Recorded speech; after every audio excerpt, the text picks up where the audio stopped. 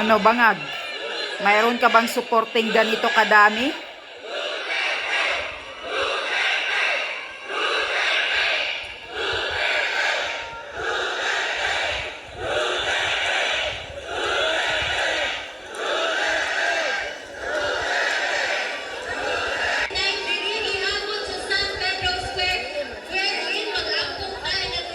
Ah, Marcos Jr., mayroon ka bang supporters na ganyan kadami? Mayroon bang nagmamahal sa iyo na ganyan kadami na mga taong bayan? Sa mga naka-live, mga taga Sub-Saharan Mindanao. Kapal na mukha mo, bangag Marcos. Walang nagmamahal sa iyo, Marcos Jr. Dahil inutil ka. Ulul ka. Diba mo, bago ko sa gulo na nako tagaw ug Bisaya aron kadtong mga makadungog makasabot po itong mga uban natong naminaw diha nas gawas. Unang-una sa tanan magpasalamat ko sa inyong ginapakita nga suporta sa akong amahan.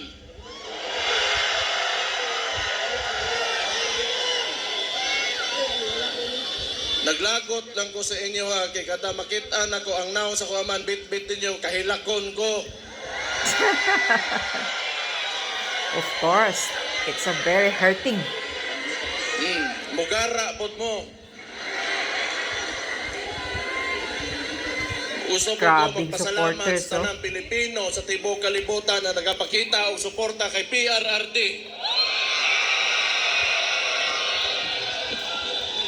Kabaw mo, tinuod lang, sukat nga giaresto ako amahan illegally.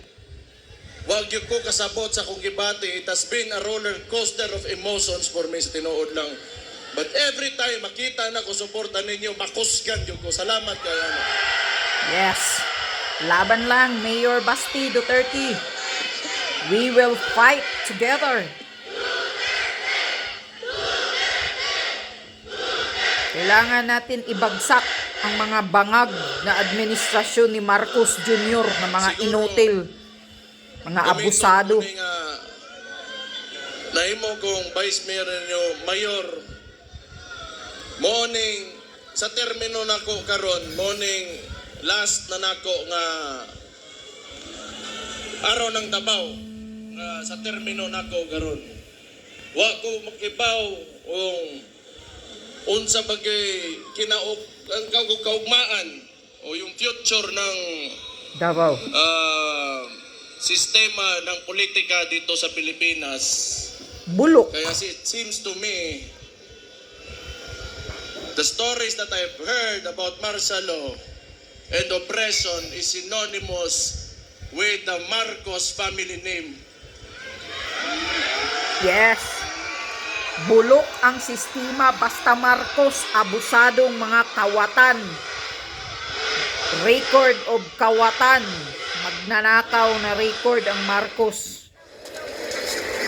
So wala na tayong maaasahan basta Marcos. Talagang ganyan, ayaw nang umalis.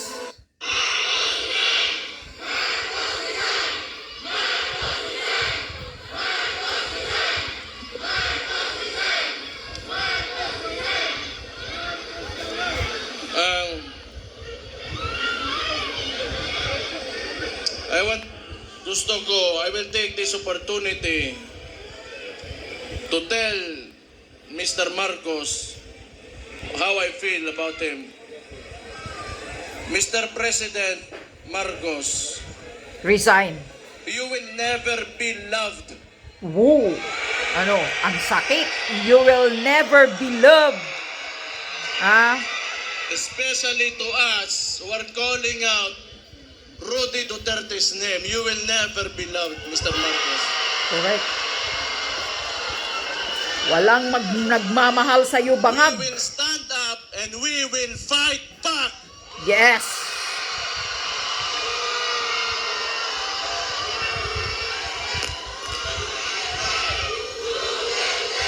Correct. Talagang walang nagmamahal sa mga Marcos. Pagkatapos mo bangag ng term mo, para ka ng basura sa paningin ng taong bayan. Ay unaanin na siya. Labi na to mga tugtugay dire, unya kanang nituo sa plataporma o politika sa ako amahan. Nga ilang gikuha, kaning administrasyon ni Marcos, o si Bongbong Marcos mismo, binigay niya sa ICC, murag wala lang, ato na lang, murag walay nahimo ang atong pinalanggang amahan diri sa Tundak Bayan. Correct. Ha? Gibaw mo, di ko matingala gyud, tinuod lang. Di ko matingala.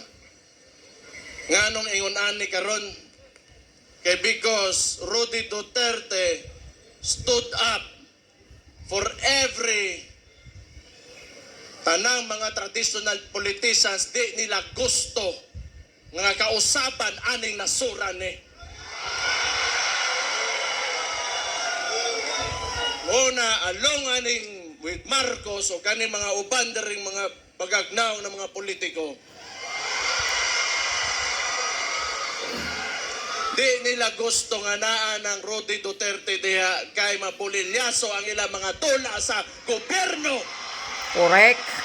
Magbululyaso yung mga kapalpakan, yung mga kagaguhang ginagawa ng gobyernong bangag. Gusto ko lang niingnon kay Bongbong Marcos. Kaya pilayan ang Duterte. Aside you not being loved by the people, all you have is the government's resources and your term.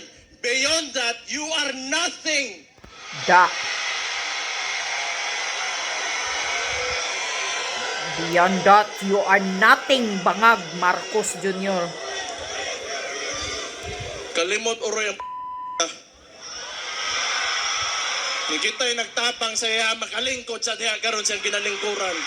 Da, correct. See?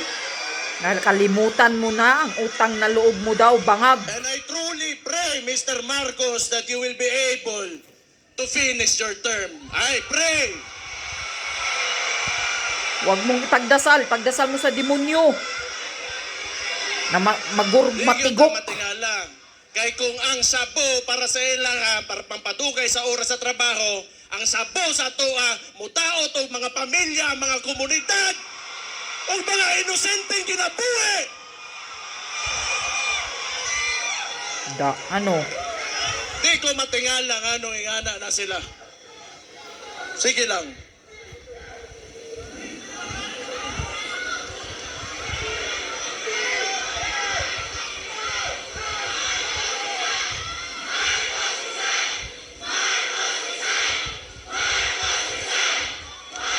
Da, ano? Bangag, resign.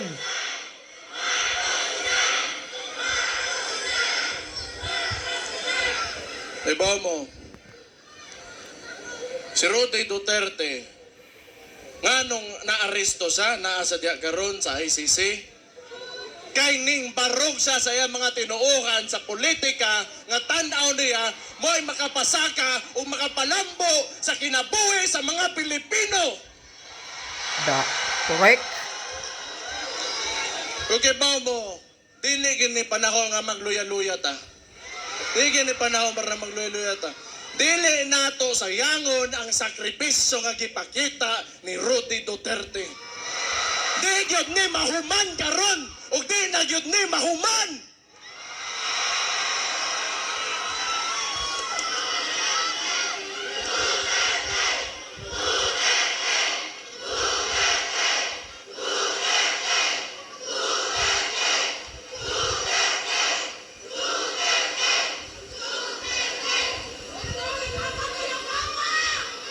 Sige lang.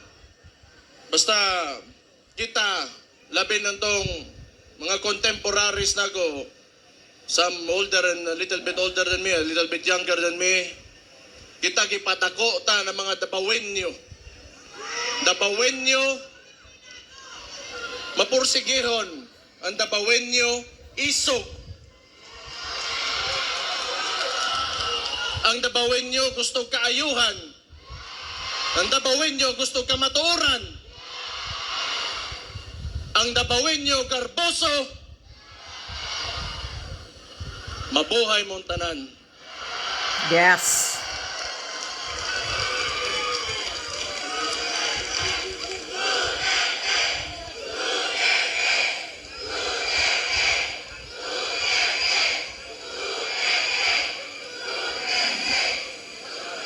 Basta ako, sige lang, paminaw na ko, gidaog-daog yung tagtaman yun karon, gitamak-tamakan yun ta.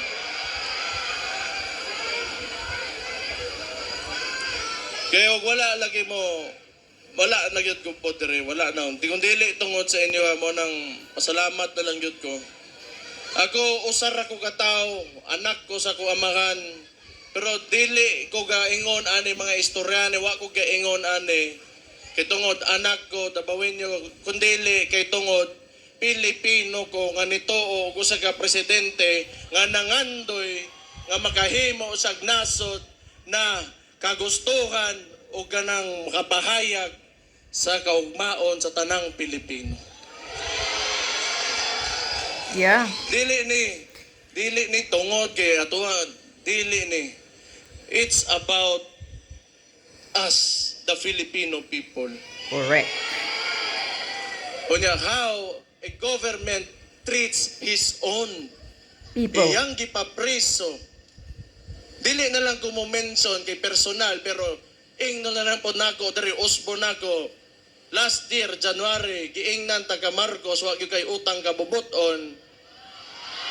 Yes, Marcos, wala kang utang na Ang loob. imong amahan, gipalubong sa akong amahan. Your Pero father, akong gipalibing. amahan, gipapreso nimo ka. Utang ina ka. Da, no.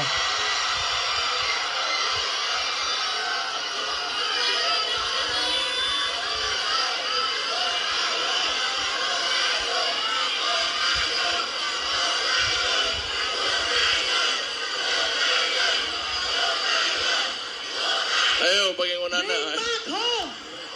Ayaw hukayon. Dili ta na. Way labot ang patay ang istoryaan eh. Way labot ang patay. Naana na diha. Pasagti na ninyo. Noon, wala man si akong amahan dire, inyong tatay Digong, wala man dire sa Pilipinas. Pero kay bao ko, nagpabilin iyahang inspirasyon o ang iyahang spirit within every Filipino nga na-touch niya sa iyahang termino. Correct. Basta ako, ang tambag lang ako ninyo, mga dabawin nyo, kamo mga ubang Pilipino na nakikinig ngayon, do not ever allow your government to treat you how they treated my father.